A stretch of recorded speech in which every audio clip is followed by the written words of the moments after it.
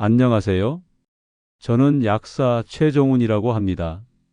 올해로 73이 되었고 평생을 약국에서 사람의 몸과 약, 그리고 자연의 이치를 지켜보며 살아왔습니다. 오랜 시간 사람들과 약을 통해 만나면서 깨달은 것이 있습니다. 물론 약도 중요하지요. 하지만 정말로 우리 몸을 살리고 기운을 회복시키는 데 있어 가장 근본이 되는 것은 결국 자연이라는 생각을 갈수록 더 깊이 하게 됩니다. 특히나 계절마다 나는 제철 음식은 그 시기에 맞는 우리 몸의 필요를 가장 잘 알고 있는 듯합니다.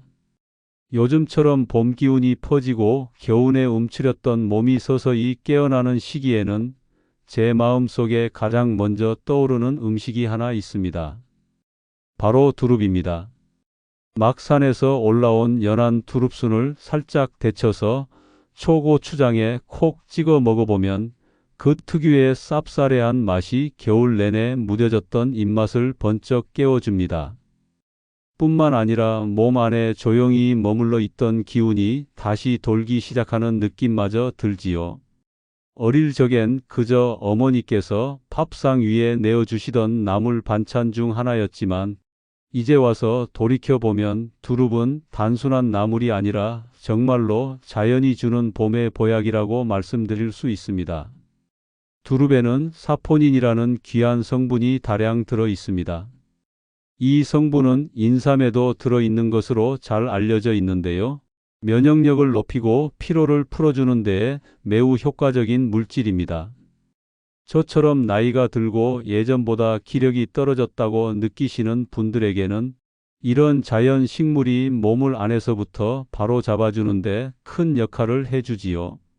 또 두릅은 혈관 건강에도 좋은 영향을 줍니다. 고혈압이 있으시거나 혈관이 좁아지는 것을 걱정하시는 분들께 특히 권해드릴 만한 식재료입니다. 요즘은 약만 드시며 건강을 관리하시는 분들도 많으신데요. 사실 식단만 잘 챙기셔도 약을 줄일 수 있는 경우가 적지 않습니다. 두릅처럼 나트륨 함량은 낮고 식이섬유와 항산화 성분이 풍부한 음식은 혈관을 깨끗하게 해주기 때문에 특히 봄철에는 의식적으로 챙겨 드실 필요가 있는 음식이라고 생각합니다. 무엇보다도 나이가 들면서 생기는 여러 증상들, 몸이 쑤시고 아프고 기운이 없고 쉽게 피로해지는 것들은 단지 나이 탓만은 아닙니다. 몸속에 쌓이는 염증이 많은 경우 이런 증상으로 나타나게 되는데요. 두릅은 이런 염증을 잡아주는 항산화 물질, 즉 폴리페놀과 플라보노이드 같은 성분이 풍부하게 들어있어 우리 몸의 노화를 늦추고 세포를 튼튼하게 유지하는 데 도움이 됩니다. 또 속이 더부룩하거나 변비가 자주 생기는 분들, 특히 중년 이후 여성분들께도 두릅은 아주 좋은 나물이 됩니다. 식이섬유가 풍부하기 때문에 장의 운동을 자연스럽고 부드럽게 도와주지요. 나이가 들수록 활동량은 줄고 식사는 기름지거나 자극적인 쪽으로 치우치기 쉬운데요. 이럴 때 이런 나물 반찬 하나가 생각보다 큰 건강의 차이를 만들어냅니다. 그리고 한 가지 더 말씀드리자면 이건 조금 낯설게 느껴지실 수도 있지만 두릅은 혈당 조절에도 도움이 됩니다. 당뇨가 있으신 분들은 간식이나 탄수화물 섭취를 줄이느라 늘 고민이 많으시지요. 그럴 때 두릅 몇 줄기를 데쳐서 된장에 살짝 찍어 드시거나 초고추장 아주 소량만 곁들여 간단히 드시면 입도 즐겁고 혈당에도 큰 무리 없이 드실 수 있는 훌륭한 간식이 됩니다. 다만 두릅은 아무리 좋은 음식이라 해도 먹는 방법을 잘 알고 드셔야 진짜 약이 됩니다. 좋은 약도 용법이 맞아야 약이 되듯이 두릅 역시 그렇습니다. 가장 중요한 점은 절대 생으로 드시면 안 된다는 것입니다. 두릅에 풍부하게 들어있는 사포닌 성분은 생으로 섭취할 경우 오히려 위를 자극해 복통이나 설사를 유발할 수 있습니다. 심한 경우 메스꺼움이나 어지럼증을 동반하기도 하지요. 그래서 꼭 끓는 물에 30초에서 1분 정도 데쳐서 드셔야 합니다. 이렇게 살짝 데치면 쓴맛도 빠지고 위에 부담도 주지 않습니다. 너무 오래 데치면 오히려 향과 영양이 빠져나가니 짧고 정확하게 데치는 것이 요령입니다. 그리고 아무리 몸에 좋은 음식이라도 지나치게 많이 드시는 것은 피하셔야 합니다. 특히 위장이 약하시거나 속이 자주 쓰리신 분들은 처음엔 한두 줄기 정도로 시작해서 몸의 반응을 보시며 점차 양을 늘리시는 것이 좋습니다. 하루 한 접시 정도의 반찬이면 충분하지요. 또한 함께 드시지 않는 것이 좋은 음식들도 있습니다. 대표적인 예가 오이, 참외, 수박처럼 성질이 찬 음식들입니다. 두릅은 몸을 따뜻하게 하고 기운을 끌어올리는 성질이 있는 반면 이런 음식들은 열을 가라앉히는 방향이기 때문에 서로 궁합이 맞지 않습니다.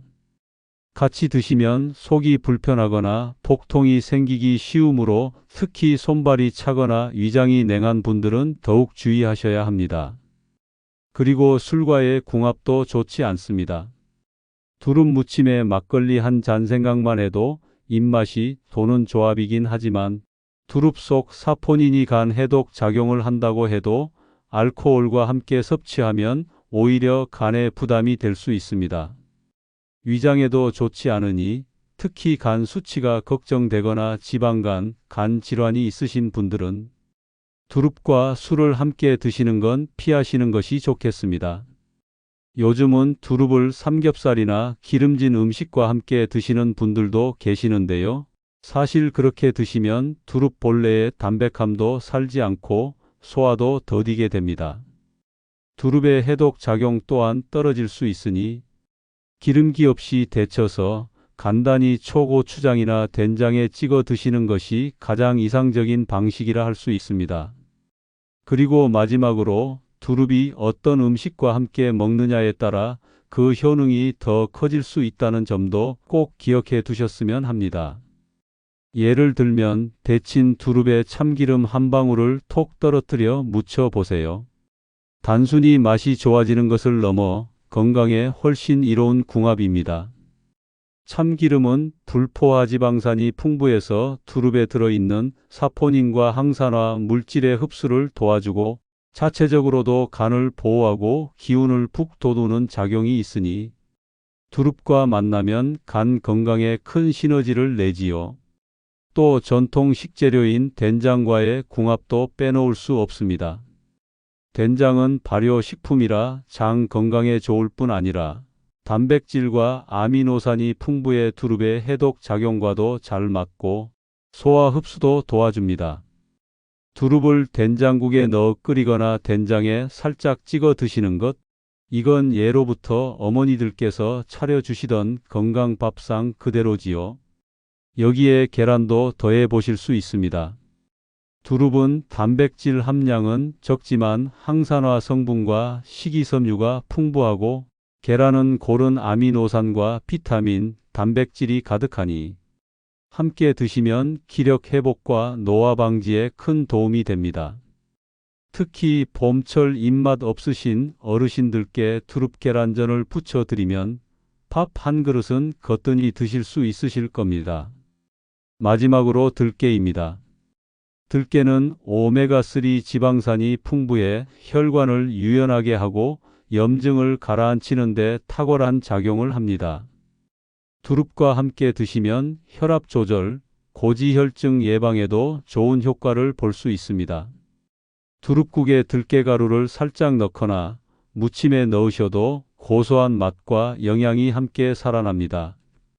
결국 두릅은 혼자만으로도 훌륭한 식재료이지만 참기름, 된장, 계란, 들깨처럼 우리 밥상에 익숙한 재료들과 함께할 때 비로소 제대로 된 보약이 됩니다. 약국에서 저는 자주 이렇게 말씀드립니다. 약도 물론 중요하지만 밥상이 바르면 약은 절반으로 줄일 수 있습니다. 지금처럼 두릅이 나는 봄철, 이 계절이 주는 자연의 처방전 하나 두릅 잘 챙겨 드시길 권해드립니다. 오늘 저녁엔 데친 두릅에 참기름 살짝, 된장찌개에 두릅 송송, 계란전 하나 곁들여 보세요. 그것만으로도 약보다 더 귀한 한 끼가 되실 겁니다.